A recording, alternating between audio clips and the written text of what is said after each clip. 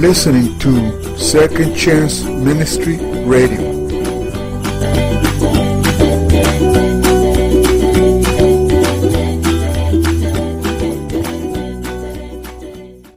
The following lecture is entitled The Book of Esther. Enjoy and God bless. In this segment of our study of great men and women of the Old Testament, I want to turn your attention to a profile of one of the most remarkable women, I believe, not only in biblical history, but in world history. And her name, of course, is Esther. It seems like Xerxes, in about the third year of his reign, was interested in displaying his power, his wealth, and his kingdom to all who were willing to look at it, and he sort of put on a kind of world's fair. And this world's fair lasted, we read in verse 4, for a full 180 days. For 6 months, he displayed the vast wealth of his kingdom, the splendor and glory of his majesty. And when this 6 months long World's Fair was over, he decided to cap it with a lavish banquet party, kind of a party to end all parties. The banquet lasted 7 days in the enclosed garden of the king's palace for all of the people, from the least to the greatest, who were in the citadel of Susa. And then it describes the lavish accoutrements of this banquet feast. Then we read, at the end of the party, after 7 days, the king had had a little bit too much to drink. It says on the 7th day, when King Xerxes was in high spirits from wine. Okay? This is a biblical euphemism for saying that the king was 3 sheets to the wind. He commanded the 7 eunuchs who served him to bring before him his queen, who was Queen Vashti. Now, why is Vashti's name famous in the Ligonier Valley Study Center? Because my wife's name is Vesta, and everywhere we go, people can't remember Vesta, so they call her Vashti. So I feel like King Xerxes on the 7th night of the feast. Anyway, Queen Vashti was summoned to wear her royal crown and to come into the banquet in order to display her beauty to the people and the nobles, for it says she was lovely to look at. And so you get the picture. At this festive occasion, the king is proud of the great beauty of his wife, and so he summons her to the banquet feast because he wants to make a display of her beauty before all the nobles. And so he sent his attendants to call Vashti to the feast. And when the attendants came to her and delivered the king's command, she refused to come. Can you see it? You can read between the lines here a little. That drunken bum is over there, wants me to come out and dance for everybody. I'm not going. Let everybody else bow and scrape to the king of the Medes and the Persians, but not me. I'm the queen, and I'm not going to be demeaned by being made a spectacle at this drunken party. That's basically her response. The king wasn't happy. The king became furious, it says, and he burned with anger. But he doesn't know quite what to do. I mean, there's a sense in which Xerxes is intimidated by his wife's refusal to do his bidding. Everybody else bows and scrapes before the king, but Vashti will not do it. So he goes and he consults his counselors and his nobles and all, and what do they say? Hey, king, you better do something about this. You better put your foot down. This will be like Princess Diana, that she's a pace setter. She's a model for everybody in the country. Nobody's household is safe anymore. If you let Vashti get away with this, no wife in all of the kingdom will obey her husband. There's going to be a women's liberation movement in Persia like there's never been before if you let your wife get away with this. So this is the counsel that these guys, they're terrified of their wives, and so they tell the king, man, you've got to nip this in the bud and stop it right now before we're all in trouble.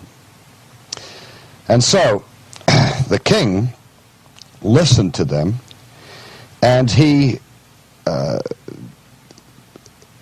issued a royal decree, and in which the traditional laws of the Medes and the Persians were upheld, and the edict was to be proclaimed throughout all of his domain, quote, that the women will respect their husbands from the least to the greatest.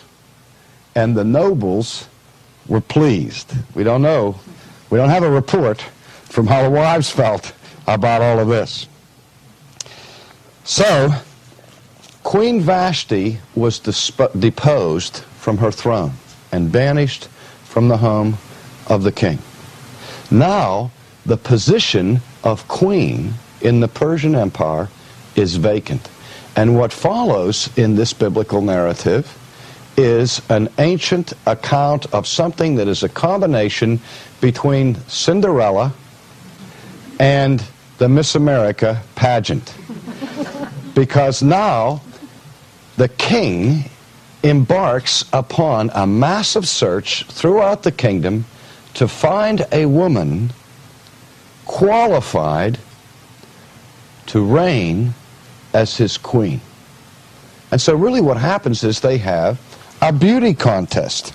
And we read, let a search be made for beautiful young virgins for the king.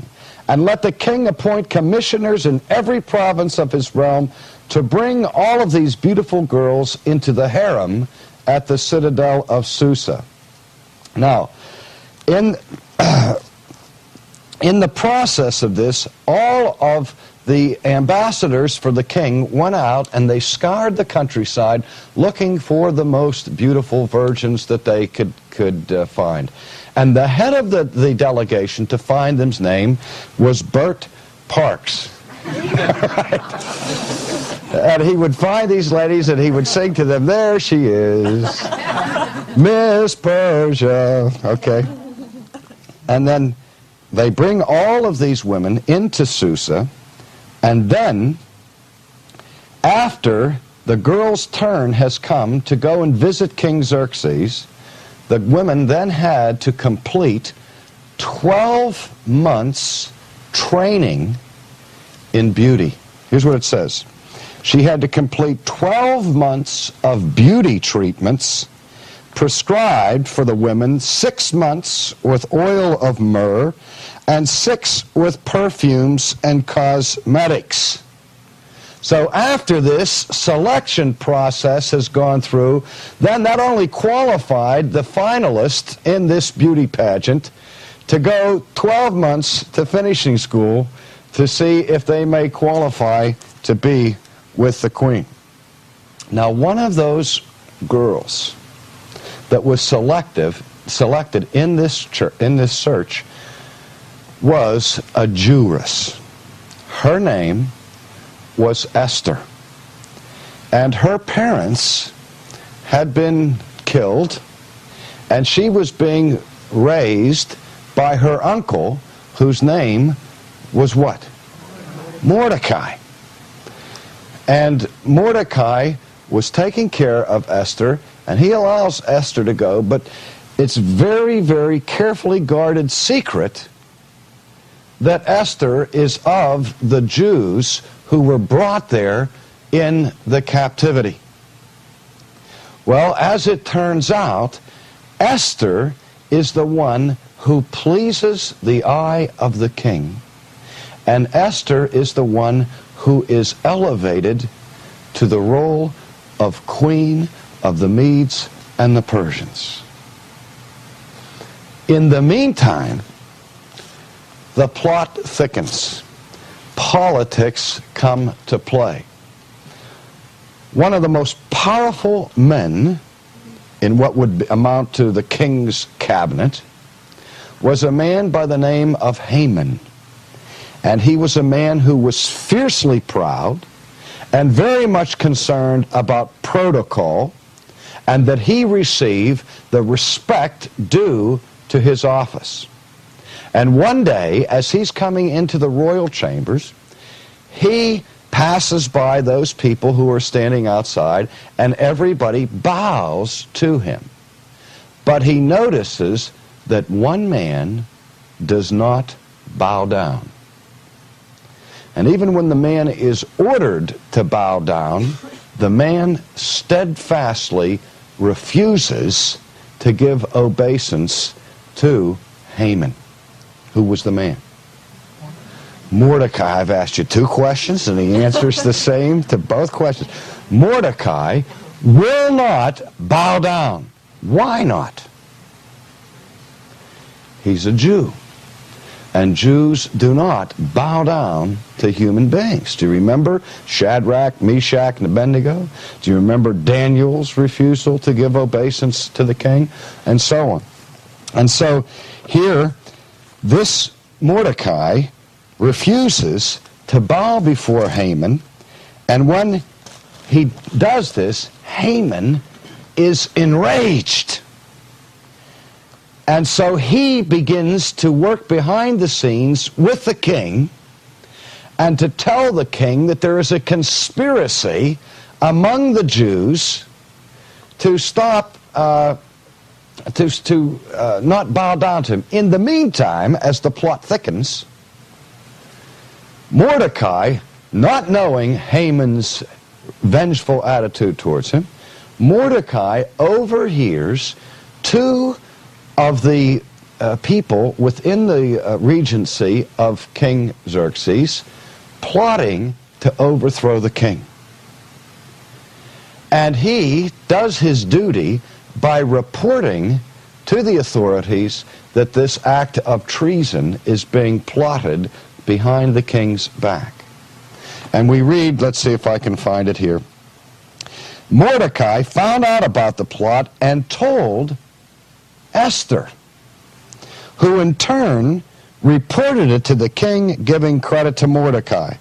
And when the report was investigated and found to be true, these two officials were hanged on a gallows, all of which was recorded in the book of the annals in the presence of the king. So the conspiracy is broken, the traitors are hung, and credit is given to Mordecai in the published and recorded annals of the nation. But now keep in mind, you wouldn't normally expect the king to remember the name of the informer.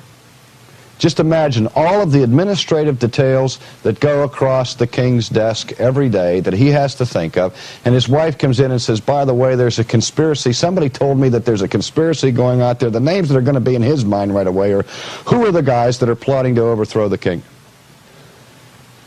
And it's recorded that the informant's name was Mordecai, but obviously that does not stick in the head of King Xerxes. So Xerxes hears Mordecai's name again, but this time in a much less favorable light. He gets it from Haman, who comes and tells him about this recalcitrant Jew who refuses to bow down to him and who is stirring up, by example, a possible threat to his kingdom. And Haman persuades Xerxes to issue an edict that calls for a Holocaust. It's like Haman is the Adolf Eichmann of ancient Persia. He has come up with a final solution. He is so annoyed and irritated by this slight that he receives by Mordecai that he not only wants to bring vengeance upon Mordecai, but on all of Mordecai's people. All the Jewish people are to be destroyed. The problem is, remember, that the king doesn't know that his wife is Jewish. And so the edict comes out, and the people of Israel hear about it, and there is great mourning and lamentation among the people. Now, in this story, we have to keep in mind what the nature of an imperial edict was in Persia. Remember, when laws are passed in this country, you might say, well, laws are made to be broken, or we can repeal a law. And when we say that a law is capable of being repealed, we say, after all, it is not a law of the Medes and the Persians. We use that expression in English because in antiquity, when a law was passed among the Medes and the Persians, that was it. It could not be rescinded. Even the king couldn't rescind it. If the king signed his name to a law, so let it be written, so let it be done. This is the law of the Medes and the Persians. It is fixed. Can't be changed. And Haman persuades the king to issue such an edict against the Jews. So the Jews now have two chances to escape. Slim and none. And it really boils down to this. They have a person in high places who may be able to help. The queen is one of them. And so the drama of the book, as far as I'm concerned, is when Mordecai, in behalf of the Jewish people, comes to Esther, meets with her secretly, and begs Esther to intercede with the king. Let's look at this, which is in the 4th chapter. We read, when Mordecai learned of all that had been done, he tore his clothes, put on sackcloth and ashes, and went out into the city, wailing loudly and bitterly. But he went only as far as the king's gate, because no one clothed in sackcloth was allowed to enter it. And in every province to which the edict and order of the king came, there was great mourning among the Jews, with fasting, weeping, and wailing. Many lay on sackcloth and ashes. Now when Esther's maids and eunuchs came and told her about Mordecai, she was in great distress. Now our first problem is, how does Mordecai get in to see Esther? He's not allowed past the king's gate in sackcloth and ashes. I learned what that was yesterday at the golf course. I showed up with a T-shirt, and they wouldn't let me on the golf course. I had to buy a shirt to get out there. And here's the same problem Mordecai's having. He's not dressed properly to go in and see his niece. So when Esther's maids and eunuchs came and told her about Mordecai, she was in great distress. She sent clothes for him to put on instead of the sackcloth. But he would not accept them. And then Esther summoned one of the king's eunuchs and ordered him to find out what was troubling Mordecai and why. And so this servant goes out to the square, and Mordecai tells him everything that's happened, including the exact amount of money Haman had promised to pay to the royal treasury for the destruction of the Jews. There was a kickback in this. And he gave him a text of the edict, which indicated the annihilations of the Jews, and told the servant to show that text to Esther and explain it to her. And he told him to urge her to go into the king's presence to beg for mercy and plead with him for his people. And so through this messenger, Esther is alerted to the plight of her people, and the urgent plea is brought to her to intercede in their behalf. Now, what Esther says is not particularly noble. She instructed the messenger to go back to Mordecai and tell him this, quote, all the king's officials and the people of the royal provinces know that for any man or woman who approaches the king in the inner court without being summoned, the king has but one law, that he be put to death. Do you see what's going on here? Mordecai is not trying to save himself, but his people. His only hope to save his people is to use Esther's influence. But what he's asking Esther to do is to put her life on the line for her own people.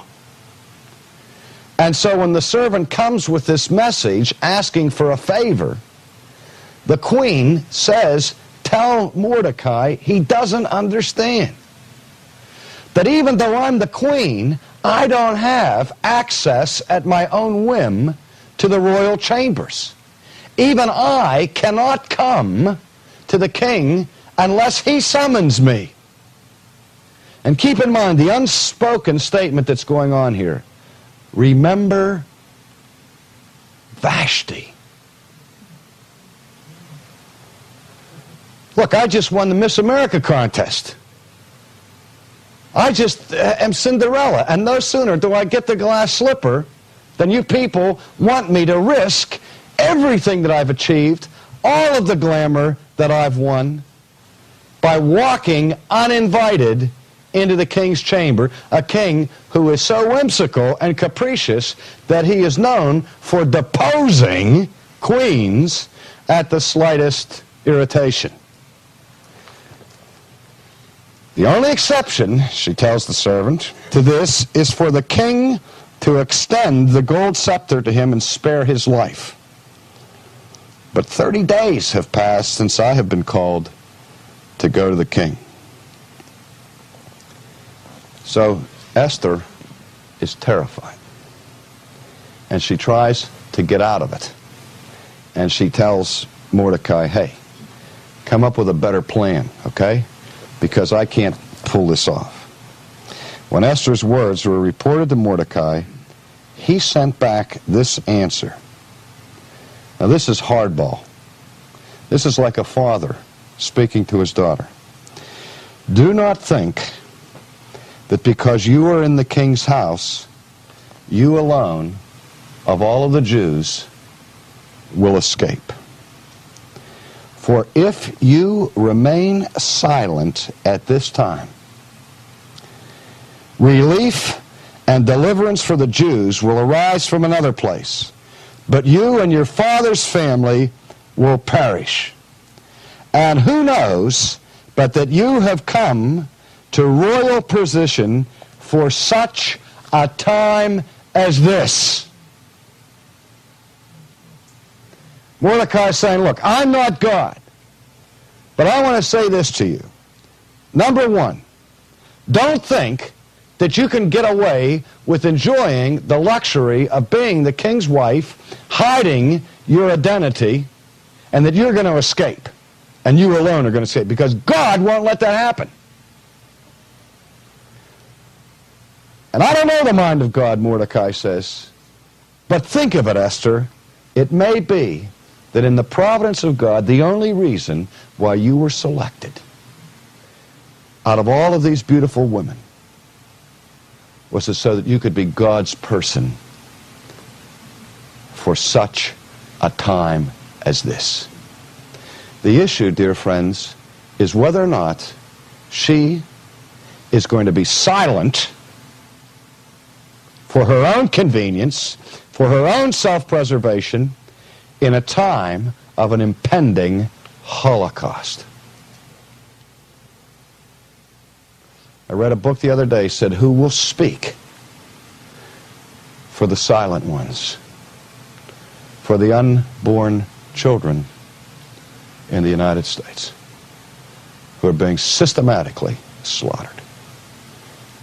And the reason why 1,300,000 unborn children are killed in the United States every year is because the vast majority of this country's people are silent when they should be screaming. Because if you open your mouth in a time like this, you risk something. You risk your security. You risk your popularity. You may risk your job. But when, as a Christian, ever been called to make his personal security the top priority of his life. When that happens, the thing I like about the biblical story here is that there's nothing phony or pietistic about it. Esther feels the full weight of moral anguish that's going on. She obviously does not want to risk her position, to risk her life, to be the one who has to speak up. Because she's risking everything that she has so desperately fought to achieve. She's risking her title, her throne, her very life, if she does what Mordecai says. And how much easier it would be to say, I'm not going to get involved. I'm going to keep my mouth shut and let somebody else bail them out.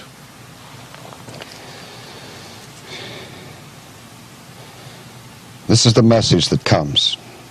Who knows but that you have come to royal position for such a time as this? Then Esther sent this reply to Mordecai.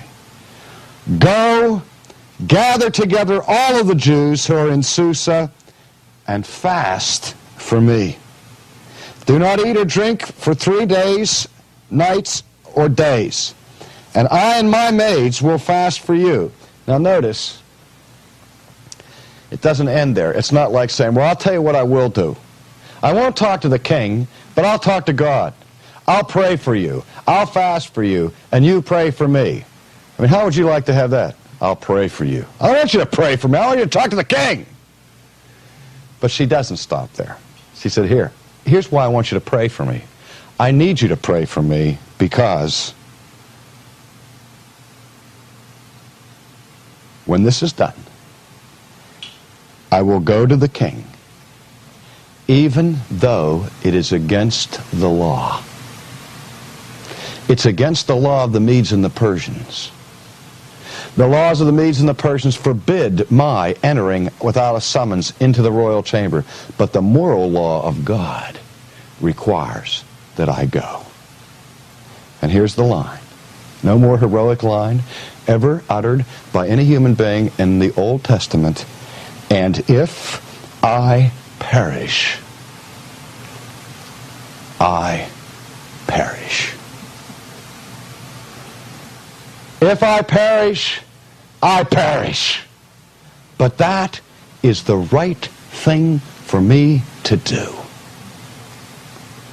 That, dear friends, is biblical heroism.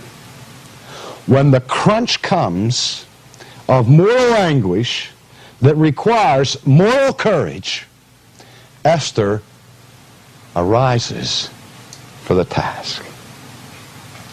And she said, I'll go. I don't care about the king. I don't care about the law of the Medes and the Persians.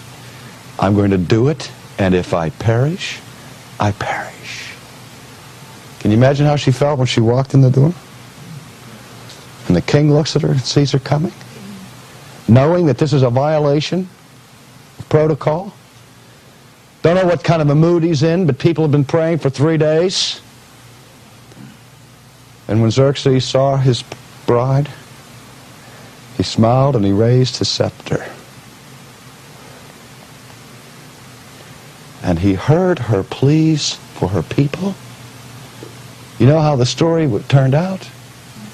Haman builds a gallows 75 feet high for Mordecai, and Haman himself is hung by the neck.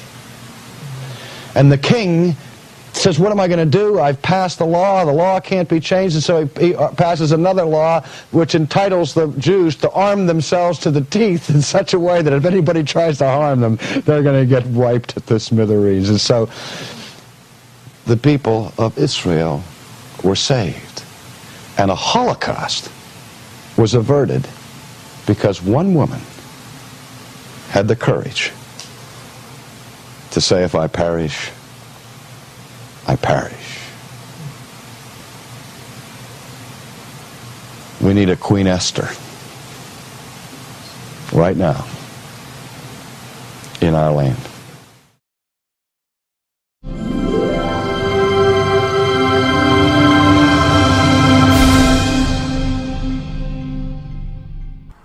You are listening to Second Chance Ministry Radio.